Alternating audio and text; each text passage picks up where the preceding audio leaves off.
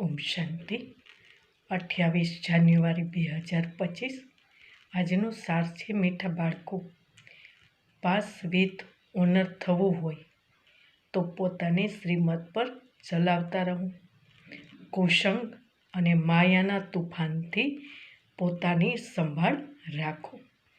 પ્રશ્ન છે, બાબાએ બાળકોની કઈ સેવા કરી જો બાળકોએ કરવાની છે? ઉત્તર છે, બાબાએ લાડલા બાળકો કઈ હીરા જેવા બનાવવાની સેવા કરી।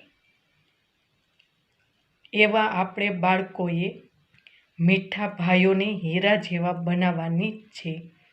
એમને કોઈ તકલીફ નથી એવું કહેવાનું છે। બાબાને યાદ કરો તો હીરા જેવા બની જશો।